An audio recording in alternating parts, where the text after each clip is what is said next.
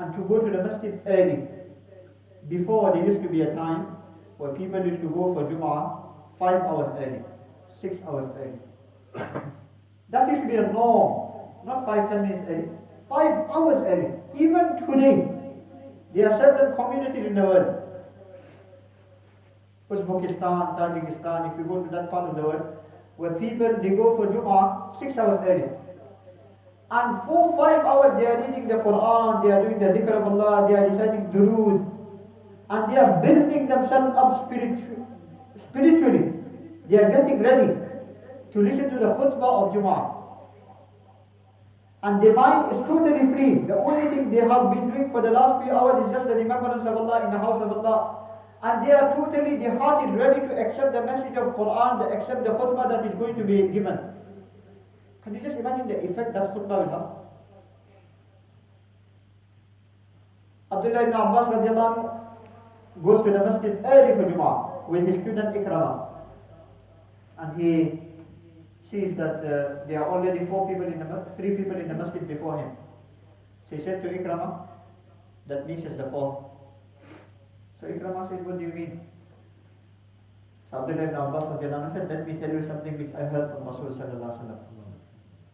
I heard the Prophet sallallahu alaihi wasallam saying, people will be close to Allah on the day of Qiyamah according to how early they used to go for Jum'ah. So the closest to Allah on the day of Qiyamah will be the one who used to go the earliest to Jum'ah. May Allah grant all of us understanding. So, for many of us, many communities, it has just become a normal day of the week. The only extra thing we do is offer Jum'ah in the masjid. No, it's a special day of the week. Why are there so many virtues of Jum'ah? So anyway, one of the actions of Jum'ah, one of the sunnah is to go to the masjid walking. Now some people, they complain that I live very far away, half an hour away, I can't walk.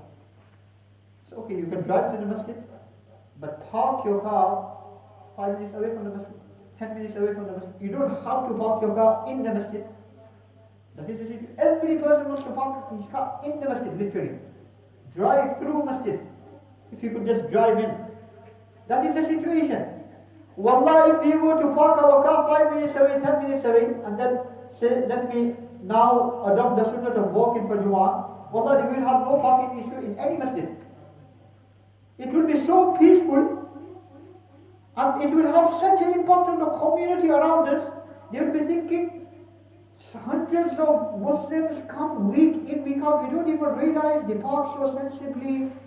There's no noise, there's no littering, there's no disturbance. So peaceful, it's such a peaceful religion of Islam. We want to accept this religion of Islam. But today, unfortunately, we have given the other side. Parking all over the place, blocking. And for some of us, it feels that just because we're going to the masjid, these things I'm mentioning is bringing people to Islam or away from Islam. Something to think about. Some people, they feel that just because they're going to the masjid, they are somehow justified to do whatever they want. So I know people who have had arguments with people of other faiths. No, I'm going to the mosque. Who are you to stop me? I'm going to pray. But you don't have to disturb him. You don't have to give a hard time to. We need to understand we are in this country, United Kingdom, we are only 4%, 5%. The remaining 95, 96% of the population are not Muslims. They don't have Iman.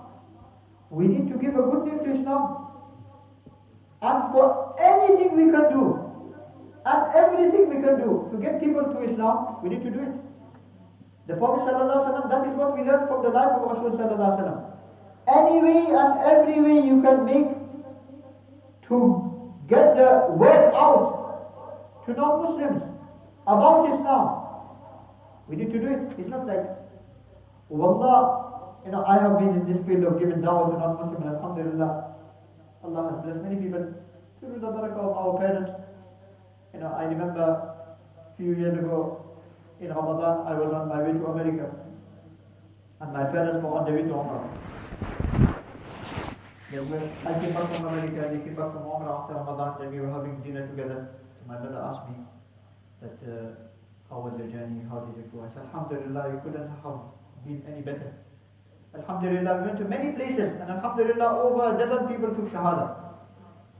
So my mother said, every time I was in Makkah and Medina, I would make a dua for you. I said, you are making dua there? The effects were being shown on the other side of the world. She said, the dua of our parents, we don't have anything in this. But in this little work of da'wah that we have been doing, we realize that we think that if I was to talk about this person about Islam, if I was to talk with this person about religion, what will his reaction be? We have this resistance.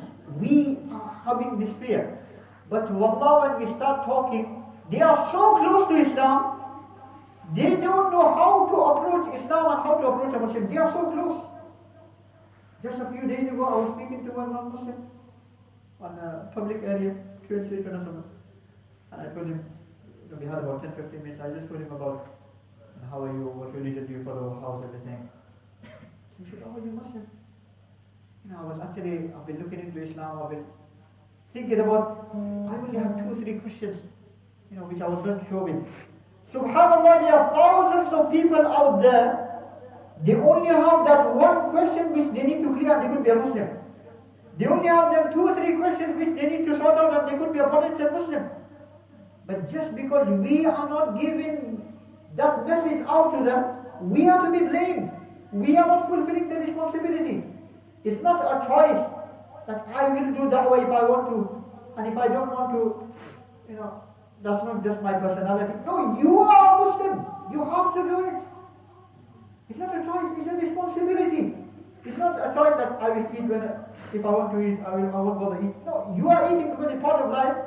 You have to give da'wah because it's part of your iman. If you will not give da'wah, your own iman is at stake. Your own iman is at risk. And subhanallah, the Prophet ﷺ, when he was writing letters to all the different kings, if you study the life of Rasul ﷺ, he never knew how to read or write, but he was writing letters to all the kings, calling them to Islam. And subhanallah, when he started writing letters to the Byzantine, the Romans, then the Sahaba radiallahu anhum, they said, O Prophet of Allah, but these people, they like to be given big titles because they are in position, they are in power. So we have our Queen, Allah grant them iman as well, we make dua for them every day. And all the other people who are ruling over us, instead of speaking and cursing them, we should be making dua for them. So they have all these titles, Her Majesty's Highness. So they said, O Prophet of Allah, they like to be given these high titles. So the Prophet ﷺ said, okay, if for the sake of da'wah we need to give them titles, then give them titles.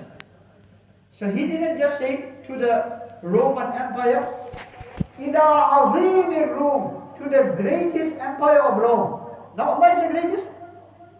Who could be greater than the Prophet of Allah out of the creation of Allah? But no, for da'wah he accommodated. For da'wah he went out of his way. The other day I went to one masjid. We had an open day, and last month, a few weeks ago, we had an open day in our masjid. Alhamdulillah, a few people came, one sister also took her shahada. So somebody made a video. Now that's another thing as well. Very quickly it gets videos, and then within a few hours it went viral. All over the community, every person is talking about it. So you always get certain people who always look at the other side of things. They don't look the positive things, they always have a negative mind. Like Allah mentioned in Surah Yasin. وَإِذَا قِيلَ لَهُمْ أَنْفِقُوا مِمَّا رَزَقَكُمُ اللَّهُ. Yasin, which we should be reading every day, inshallah. May Allah give us the ability to link ourselves with the Quran. Ramadan is coming within a month, just over a month.